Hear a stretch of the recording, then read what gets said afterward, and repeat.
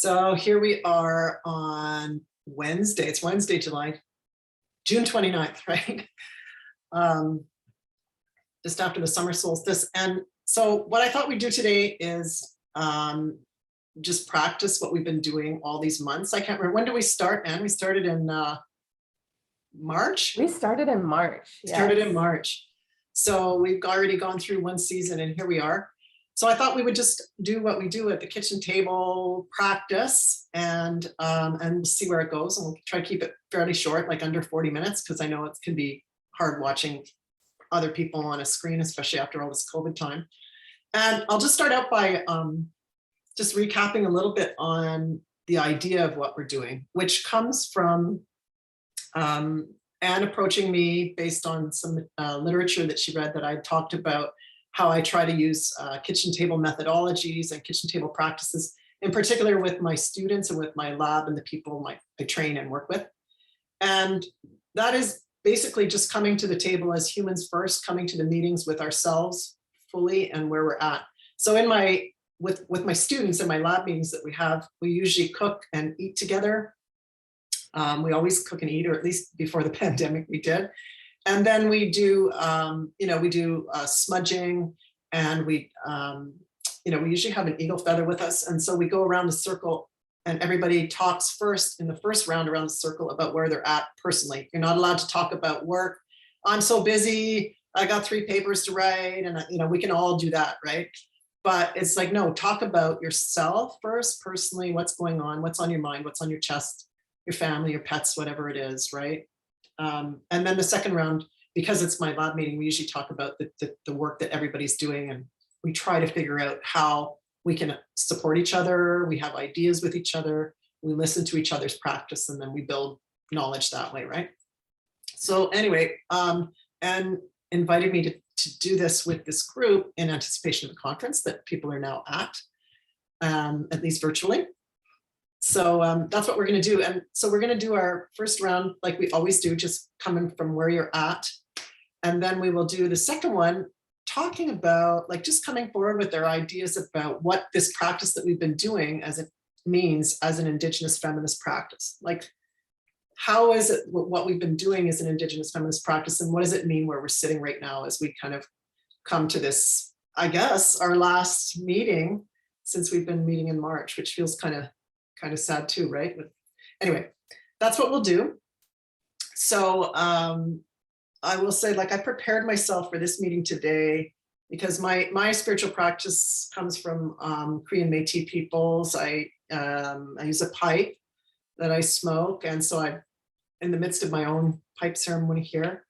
So that's going on, and I have medicines out and stuff, and I also have my tea that Anne sent as part of the kitchen table methodologies, because tea is always important in part of these conversations. So I'll start, and then maybe I'll go in the order that I see people on my screen. Maybe we'll go to Patricia, and then Lisa, and then Anne. We'll go in that order. We do have another participant that's been with us who's not with us today, and so maybe we can find a way to have her contribute in the next presentation. And that's Yenny. So we're thinking about her. So where am I at? So this has been a terrible week for me. I spent all weekend crying because the first thing that happened on Friday, not the big thing that happened on Friday, but in my personal life, my beautiful dog Petey was diagnosed with bladder cancer. And I was just so heartbroken. I am heartbroken about it. I'm not crying now, but believe me, I've spent all weekend crying about it and trying to figure out how to support him through his end of life. Like, basically, how do I do palliative care with him and thank him for all he's done for me and for everybody else. And when I do my prayers, like when I did my prayer with my pipe today, you go through all of creation, right? You start with from the ground up, and at some point you get to the 4-leggeds. And all through this time of pandemic, when I've been doing my ceremonies, I've been thanking the 4-leggeds and the furry ones for helping us through, because he really helped me through, all the anxiety and depression during the pandemic. He's basically been like stuck beside me the whole time. And he's done a lot of work in his life to help out people who are isolated and lonely. He's done a lot of work as a dog that goes into hospices. He lived with my mother in the seniors home for a couple years, like all this work that they do. So I just want to give gratitude and acknowledge the non-human relations, in particular the four-leggeds and the domestic animals that help us with everything, right? They help us with love, unconditional love. They help us with healing. They help us to, I don't know, just to bring things back. I always say he's the purest thing I know, right? He's so pure and beautiful. And actually, when you do ceremonies with our Indigenous ceremonies, often you're not supposed to have dogs, because the understanding is dogs have their own ceremonies that they do, and we have ours, and we don't mix them up. Like we respect each other's protocols and spaces and places. So my partner just took him out for lunch. He loves to ride around the car, so we took him out. But he may come to the door, and I think I'll let him in today because I'm trying to be close to him during this time. So that was hard, and I'm still struggling with that. And then on Friday, I was so obsessed with that, I didn't see the news about Roe v. Wade until later. And that's, kind of like, it's just sitting with me so heavily, and just all this worry and this time that we're in, limping out of this pandemic that, like all these folks are still getting COVID. And I'll say, like I was mentioning earlier, like I live in Canada. I'm a Canadian citizen, even though as Indigenous people, we don't consider ourselves always, citizens of the nation state, settler nation state. But I live in Canada. I'm a Canadian citizen. I've lived here all my life. But, obviously we watch what's going on with US politics, because we're like what happens there moves here. And it's not only that, but globally. So I'm just feeling the weight of all of that, trying to figure out what to do. I'm going through my own grieving about my little furry one. So I'm in the micro grieving and struggle, and I'm really feeling the macro as well. So when I did my ceremony to start out for this, time we're spending together today, I really concentrated on all of that. And I just want to say, starting out, that I was really looking forward to talking to you, not all just so I could dump all this stuff, but to acknowledge that we have communities that can come together and practice and honor and celebrate life. And how do we work together to make sure that we keep going, to make sure that that a lot of the injustices that, if you think about as Indigenous women that we've suffered, we can continue to be active in making those changes. So anyway, I really feel part of this circle today, and I'm grateful. And that's what I'm going to say for my opening. So thank you, Miigwech, for listening. And with that, I'll pass it on to you, Patricia. Maybe you can tell us where you are. That's kind of fun. Yeah, thank you, Kim. I have really been looking forward to being with this group. Right now, I'm at the Hispanic Theological Initiative. I'm doing doctoral dissertation writing. And I'm feeling really, really heartbroken. I mean, on the one hand, I'm here and I feel very, very encouraged and very like motivated to do the work that I'm doing. But on the other hand, just like what's going on in the world. Monday night, a trailer full of migrants was found in San Antonio. And the death toll is 53 bodies found of migrant workers trying to, make a better life for themselves. Children were in this trailer as well. And this is, just a month ago in Uvalde, Texas, a school shooting where, Latino children were killed. So I'm just, I don't know. I'm just so sad. I'm feeling very sad. And I know that the work that, that I'm doing, and also the work that we do collaboratively is so important and so urgent. But sometimes I feel very hopeless in how we can respond to these big, huge things that are happening. And so, one of the things that I wrote about in this article for REA was about retrieving ancestral knowledge, was about how we learn from the geographical locations where our families come from. And more people are having to migrate, are having to leave their places of origin, are being stripped of dignity and any kinds of means to make a living for themselves because of these global forces, right? Capitalist greed, and yet we afford such little attention, I think, to the struggles and the violence that all of this, that all of this entails, that all this it's exacerbating for me. It's really, really sad. And so I don't know. I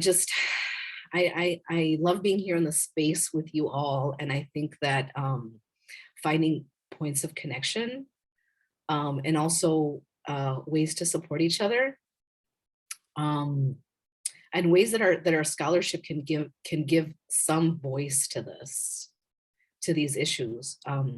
So I feel inspired, but at the same time feeling overwhelmed and hopeless at times. But I also feel the need to be in community in order to figure out what we can do to move forward. So that's where I'm at. That's where I am today. Yeah. And I pass it on to who was the next person, Kim? To Lisa. Thanks for that, Patricia.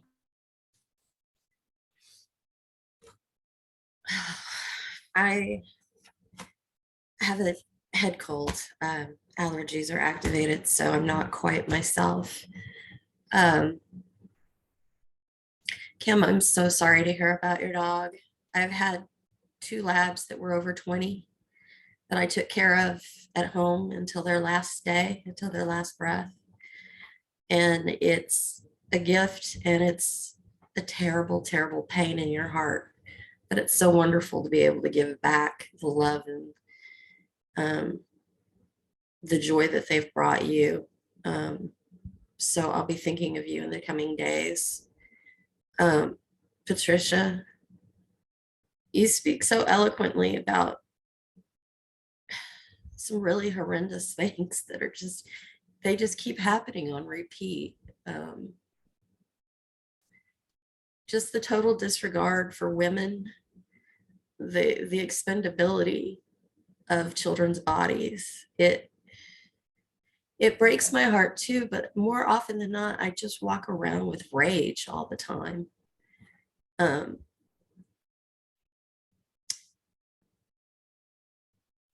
Because it's so cyclical. It happens so often. Just the expendability, the senselessness of it all. And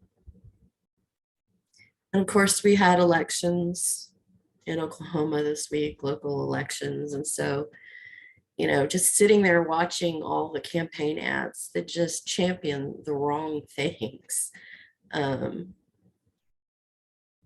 Just the blatant white supremacist, homophobic rhetoric that is employed as if it's some sort of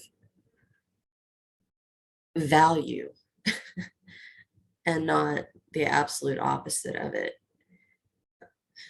I feel weak physically, I feel weak emotionally, but I'm mad all the time, I think.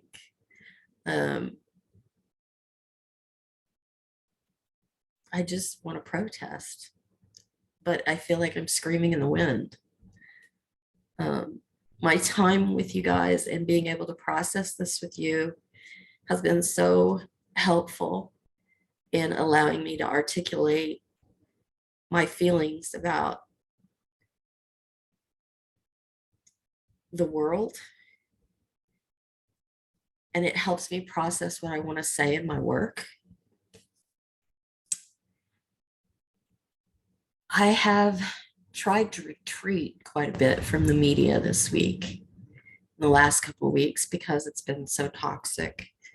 Of course, I couldn't ignore the Roe versus Wade atrocities that are willing to put women's rights at risk because we're worshiping a fetus as if it's a golden calf, and we're not valuing the agency and the very real danger to a woman, whether they're physically healthy or not. Relationships can be very unhealthy. And that child caught in the middle, that nobody's really thinking about. All of those things have been rattling in my head. And that being said, I've also taken time this past week to spend with my twin grandbabies, Olive and Arlo. We went swimming, and I was just able to pour a lot of attention and love on them. And to see her making decisions and giving direction to her dad and her grandfather, and just really wanting nothing to really disturb that sense of self and that sense of agency and pride that Olive has at the age of 2, and watching her brother share with her and see her as a partner in crime and in joy. I mean, I really worry about the world that they're inheriting and how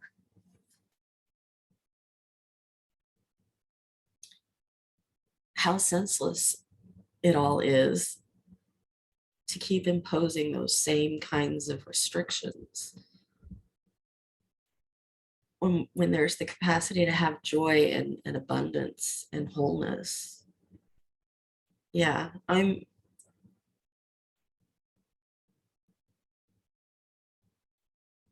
angry and I'm sad,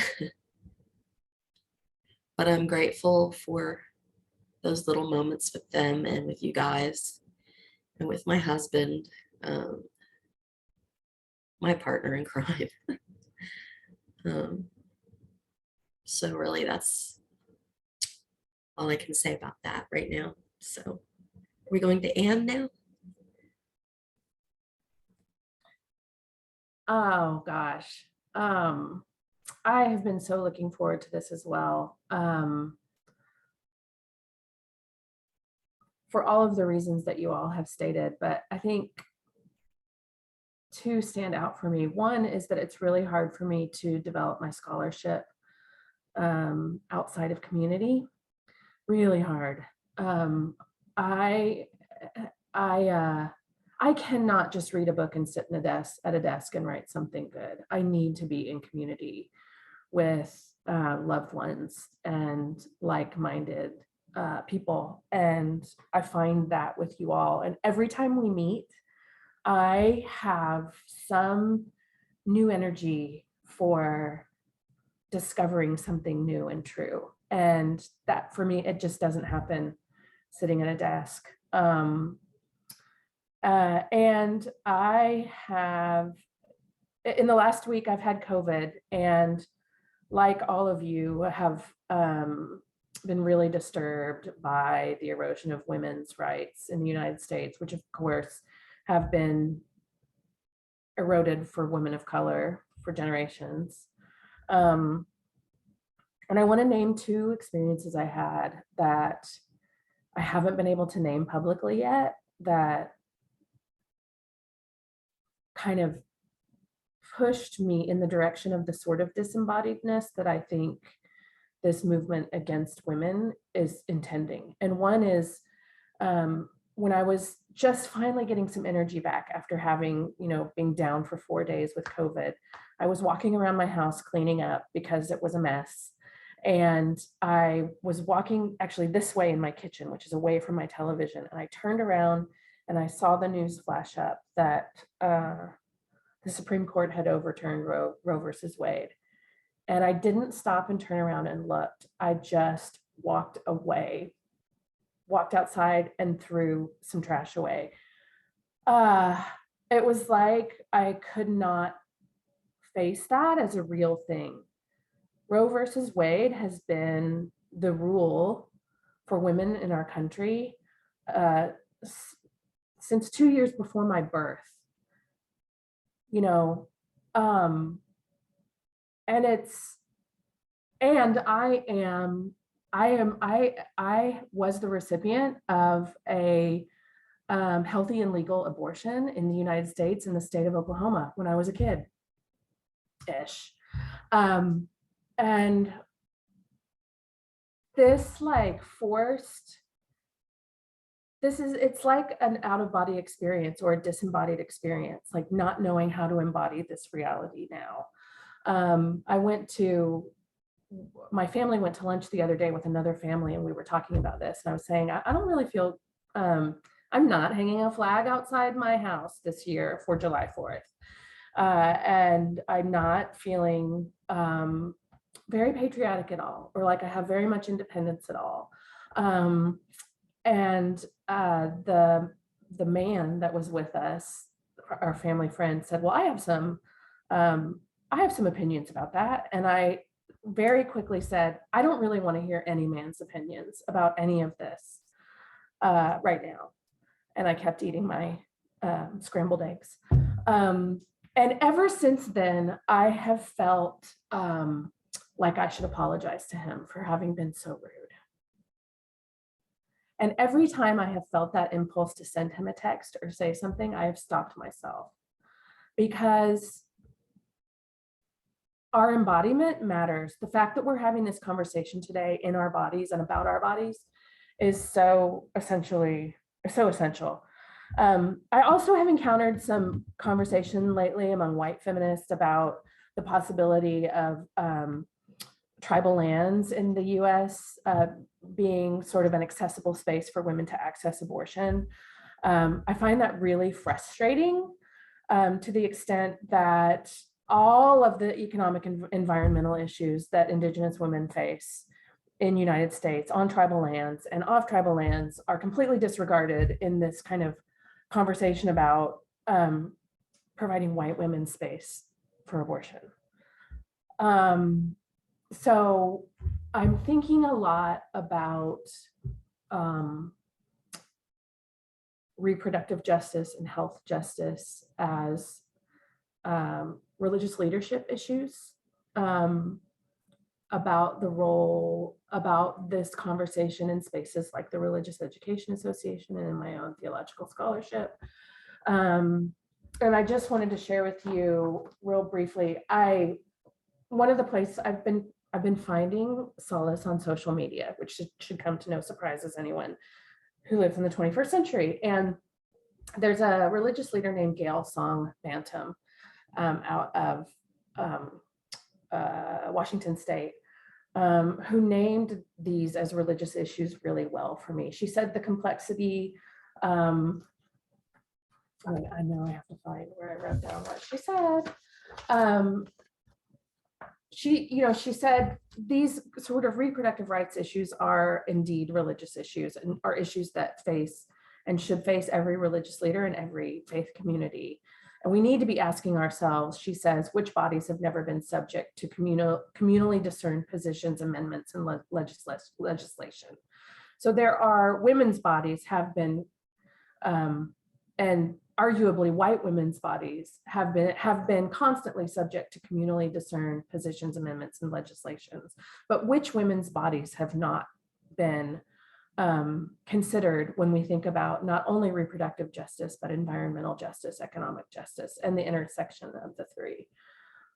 She said our votes make room or restrict access. And so how are we having conversations in our spaces of religious and faith formation to talk about the bodies that we don't usually talk about and the support of those bodies, And how do our faith communities stand against oppression at all levels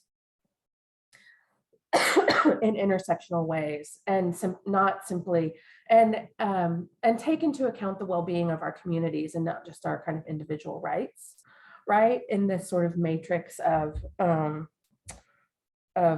domination that we live in a particular way in this time. So like you all, I'm sad. I'm really kind of living in the midst of embodiedness and disembodiedness and trying to find myself within that. I just don't want to sit at a desk and work. I made lemon bread this morning because I wanted to do something with my hands that would feed my myself and my community.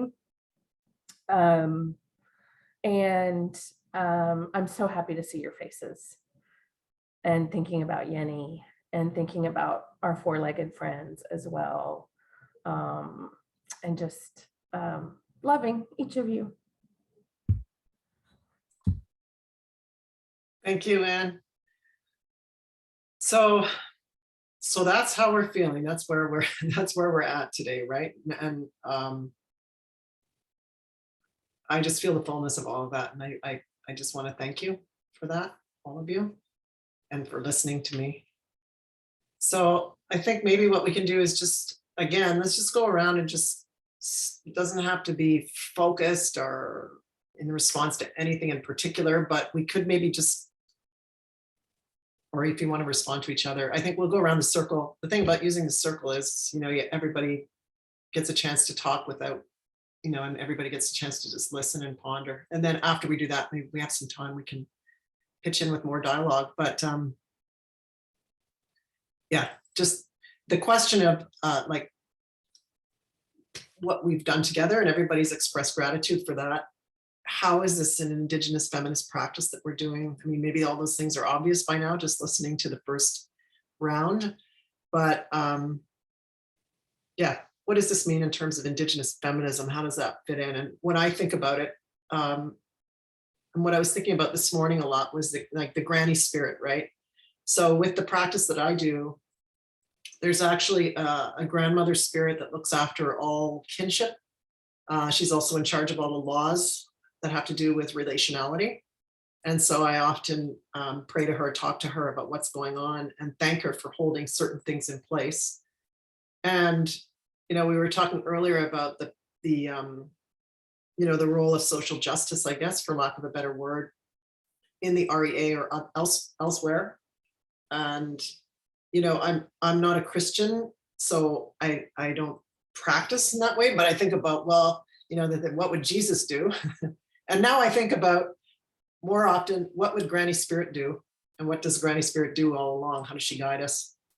And at one point I shared a piece that I wrote about Indigenous feminism, in which I tried to sort of like map it out, like just a survey of where did it come from? What is it? What do people use it for? And so on. And I started it out with this story of this woman in my teacher, Maria Campbell's community, named this woman that she called Flora, not her real name, and how she resisted, how she was so strong in terms of the patriarchy that they were trying to impose, how she supported women, children, and also men who came to her, how she broke lots of rules, and she just kept going, right? Even after the priest beat her with a horsewhip out of the church because she wasn't complying to what he wanted to happen in that community. And so I'm kind of just sitting with that grandmother spirit today and acknowledging and recognizing that as Indigenous peoples, we don't come from patriarchal traditions. We don't come from systems of patriarchy. And we had systems in which there was balance and equity and also a reverence for life. And of course, honoring women's lives and the feminine spirit, and Granny kind of looked after those things, right? So I think about Granny spirit today, and I guess that's what I'll just start with. And try to put that out as a place of love and resistance. And that's, I think, what we have created in the little time we've had to spend together on Zoom, right? So that's my first thought. I'll pass it to you now, Patricia. Anything you want to say? Thank you, Kim. I really enjoyed reading your piece. Thank you for sharing it with the group. I learned a lot. And I think what I appreciated about what you were doing in that article or chapter was like first giving space to the diversity of Indigenous feminisms that often contradict each other, that you know, that may connect at some points. I think that is true as well of you know, Latina intercultural feminisms, the various, you know, other uh, feminisms that that are part of Latinoa, Latinx spaces. And the same is true of like other, you know, women of color feminist spaces. And what I appreciate about this group is that you know, from a pedagogical perspective, it's like coming to a space like this with our particular standpoints and being open to hear each other and to learn from each other and to engage in dialogue. I think that's kind of like the first step of you know, creating spaces where change, transformation happens, but also where we can genuinely like collaborate, even though we don't necessarily agree on everything, but there are points that affect our embodied, you know, selves, our embodied lives, and that that can also help us serve the communities that we come from in better ways or in different ways. So I really appreciate that about the space, and also about the mapping that you did. I also find like the piece that you shared, Anne, about performance and how there's only particular, let's say, theologies or theories that make it to the mainstream, and that is what gets highlighted and that's what gets projected, and all the others fall away and get erased, right? And then when we talk about Indigenous feminisms, there's, you know, a particular brand of Indigenous feminism that is okay to disseminate. Same with Latina feminisms. There's one particular kind that is safe or whatever to share in other spaces. So I just find that I find it troublesome, and I find it a challenge for us. Like, how can we highlight the various feminisms that also, you know, that also inform our scholarship and inform the work that we do. Like I can say like, I often, you know, like I draw from various like, you know, feminist expressions, and some more than others in particular spaces. And I think that's okay. But I think it's hard to explain outside of the space, outside of, you know, a space like this. Like, what does that look like? Are we performing in any particular way?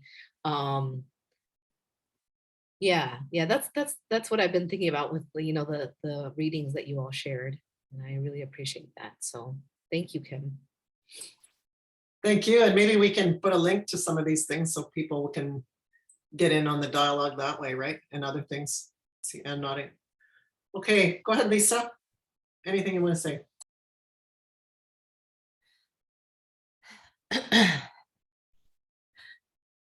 We've talked about performativity before and recognition, and you know, the guild, whatever guild you're a part of, has their own set of recognizable indicators of scholarship or of knowledge.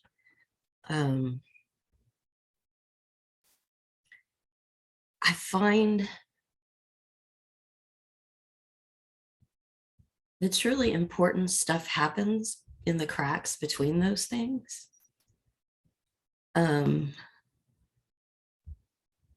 And I think as a person who considers themselves more of an introvert, community is kind of a hard, taxing thing. I mean, I just taught a week-long intensive, that was like 6 to 8 hours a day for 5 days. And after that, I just wanted to lapse into a coma for another few days. But I mean, it's hard, but it's also important for me to do that because not only do I get affirmation for what my beliefs are, I also get challenged. And it causes me to have to look at my own boundaries and articulate what rattles around in my head in a way that's coherent for somebody not from my perspective. The classroom is not always a safe space, not for us, and definitely not always for our students. Knowledge exchange is a power exchange. And there's always kind of bruising that happens around that, I think. But this particular group, I feel because we have some of those points in common where we parallel, maybe not exactly intersect, but parallel experiences where I can recognize myself in your story and hopefully you can recognize yourself in mine. It opens up those cracks to become spaces where I can actually breathe. And I don't have to worry about someone suddenly punching me in the gut when I'm trying to take a breath. Because there is a performance level of what happens when I enter into a classroom as an embodied Indigenous woman. A lot of assumptions are made about me. A lot of assumptions are made by me based on my experiences from having to walk into those rooms. And that sense of being authentically oneself, whatever authentic means, can be burdensome when you're trying to lead a course, or when you're trying to be in any position of leadership where you're interacting with people who maybe don't have the same kinds of experiences or can relate to your embodiment. And you talked about the need to apologize. I'm glad you didn't. I'm really glad you didn't. Because I can guarantee you whatever he was going to say, he would never apologize for. That's been my experience when somebody says they have thoughts on something. It's not that they really want to have a dialogue. It's that they want me to hear what they have to say and then, be meek about it. And that's not who I am. I also think you're fighting social conditioning that women have to appease the male in the room. And that's not healthy. That's not a relational position to have. It's not being a good neighbor or a good relative. To try and shut down somebody's honest feelings in the moment. And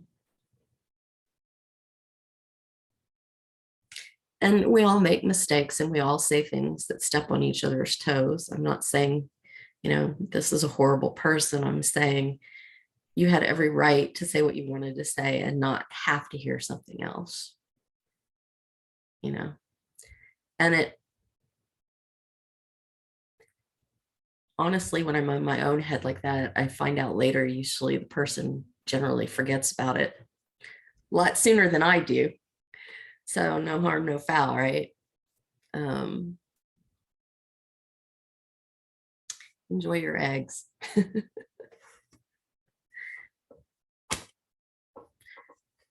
So that's what I'm grateful for. These spaces where I can breathe, where I can say stuff and live in my own skin and not have to apologize for it.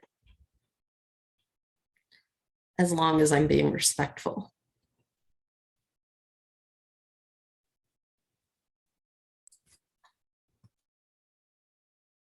Thank you, Lisa. Okay, go ahead, Ann.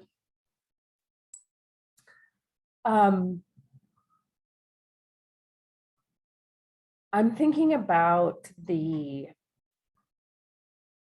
truth of Indigenous feminism in this particular space. And the truth is, we're not all the same.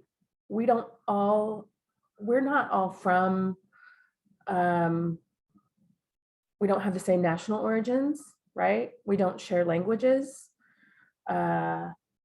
We have debated about whether motherhood is an essential component of an Indigenous feminist way of being, or whether, or what other frameworks, are authentically Indigenous feminists.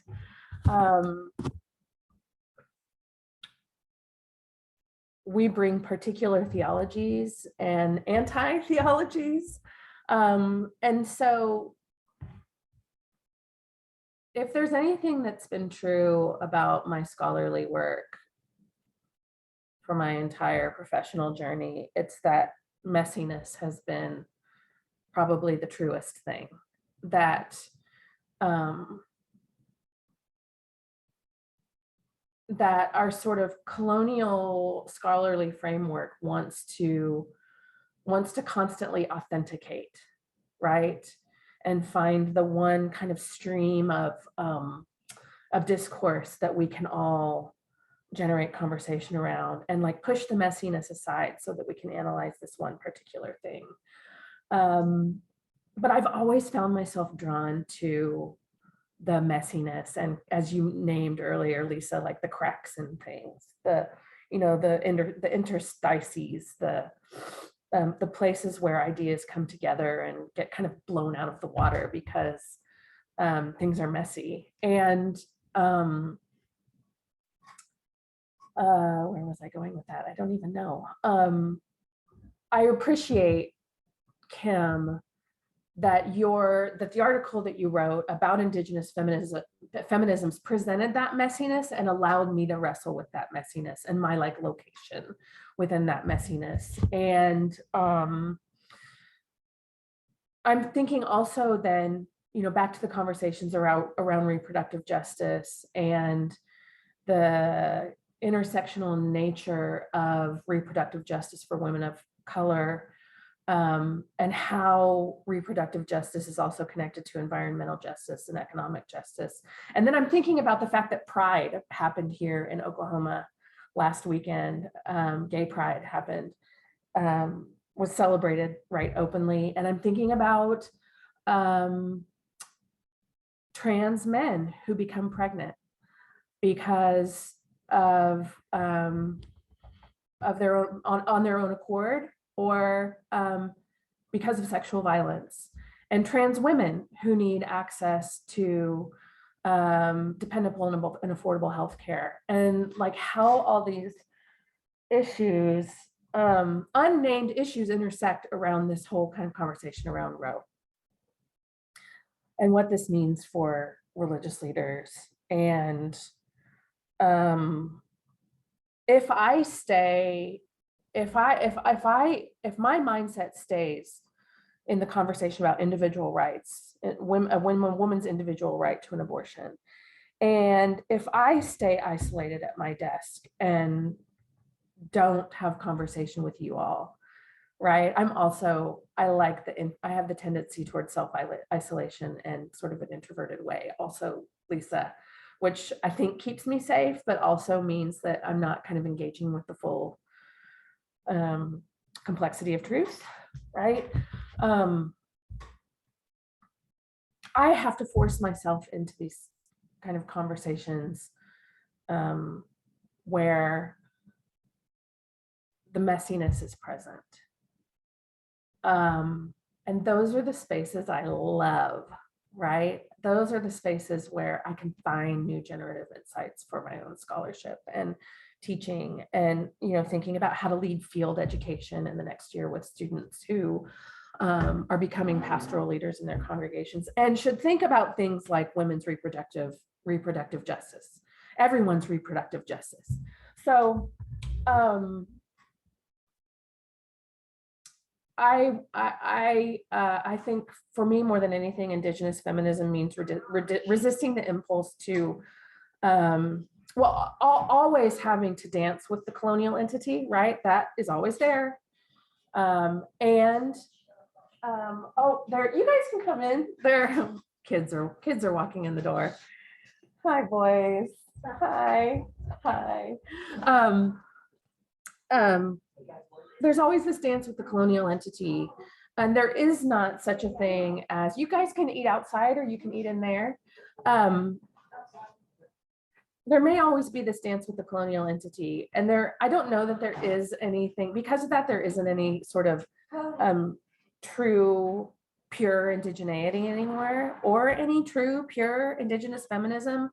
But I think for me, the fact that we are able to gather here and kind of wrestle with these realities, wrestle with our embodied lives and what this means, what the implications are for faith communities and religious leadership, allows me to wrestle with the messiness in a way that allows truth to illuminate, even though it's messy, and however, quote unquote, inauthentic it might be.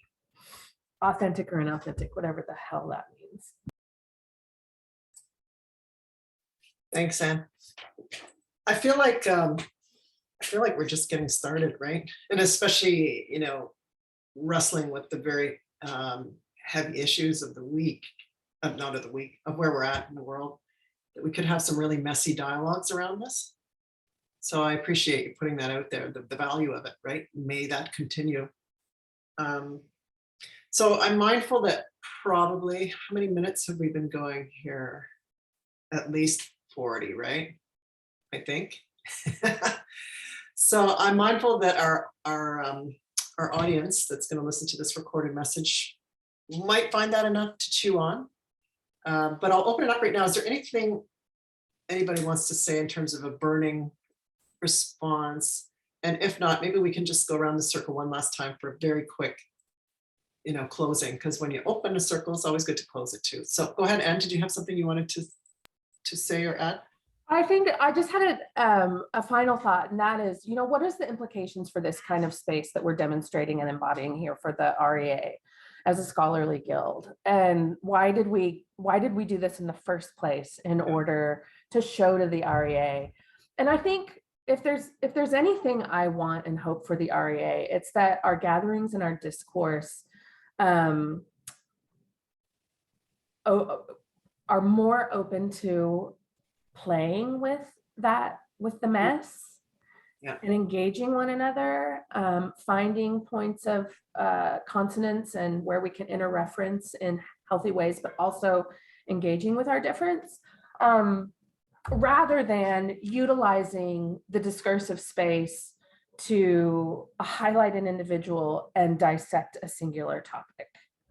Mm-hmm. Right? That has been the pattern of scholarship for leading up that our ancestors had to wrestle with.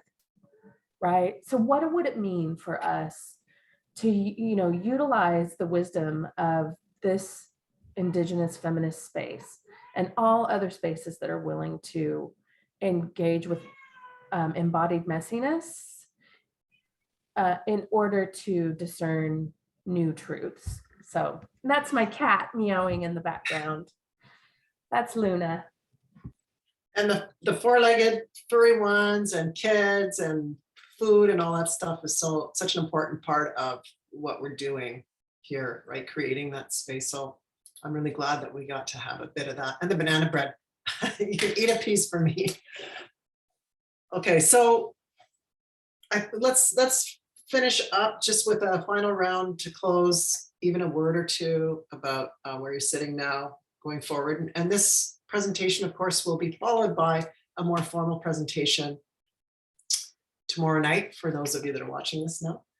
in which we'll map out a little bit more our thinking around Indigenous feminisms and kitchen table methodologies. So Patricia, do you want to say a word or two just to finish? Yeah. So we were talking in this conference, we had book presentations, and we talked about ethnography, right? And how there's a particular way of doing ethnography, right? But in my scholarship, I'm interested in blurring the lines of what is considered research and what is considered ethnography, but also what are the boundaries, you know, because I'm actually doing research of a community that I am very much a part of, where I was formed, where I, you know, kind of have discerned my vocation, have grown as a leader, and all this. And so very much committed to the work of this organization, but also looking at how reflecting on it is research, is scholarship. And so one of the comments of this, the presentations was, you know, it's only in recent years that more Latinos are doing ethnographic work. And some of the pushback was from women is that women have been doing this kind of research, right? We've been blurring the lines for a long time. But unfortunately, the research has been interpreted as narrative, as subjective, even autobiography, right? And so how do we disrupt this idea of research, scholarship, and embodied lives, embodied practices, spiritualities, commitments, all of this?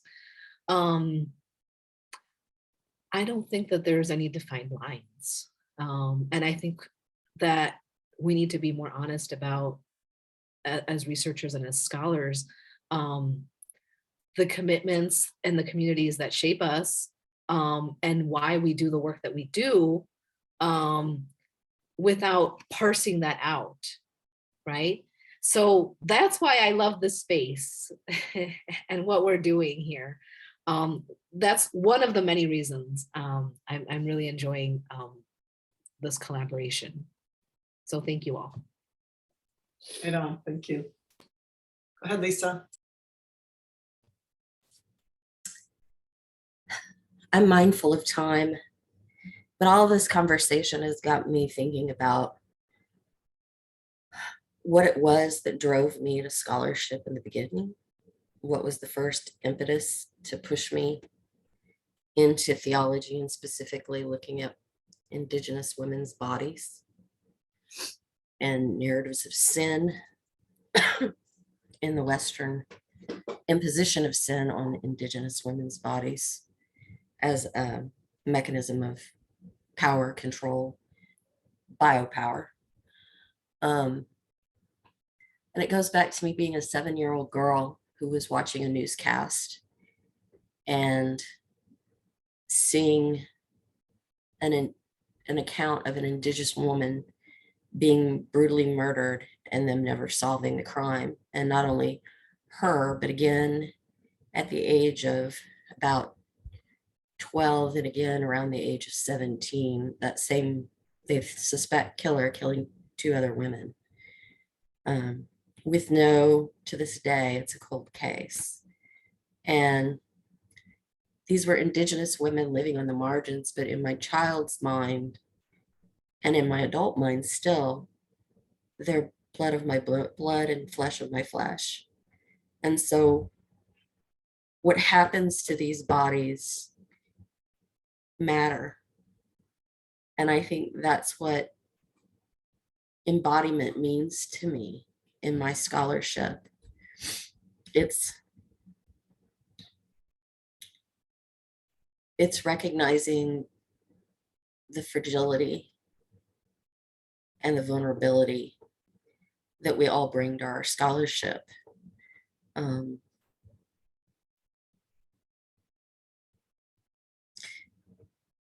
it's the reflection we do on those things that define who we are. I call that moment when I heard about this woman's murder, when I realized I had a killable self. That my mother, who looked like these women, had a killable self. And I couldn't ignore the embodied nature of that, the connection. So I think that's part of the reason why I love coming to this particular group, is because it's filled with life, but we all have our own narratives that brought us to this place where we recognize our own vulnerability and the precariousness of the lives that we do live, and that we live in community.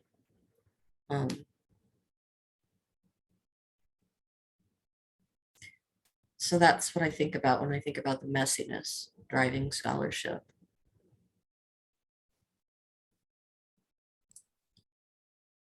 Thanks, Lisa. Okay, go ahead, Ann. So as we've mentioned today in this group, over, since March, we've shared a lot of stories, our own stories and struggles. We've talked a lot about, what Indigenous feminism is, what the markers of that are. We've wrestled around with colonization and Christianity and talked about performance, right? And the element of performing indigeneity in our scholarly lives, in our professional lives, in our personal lives.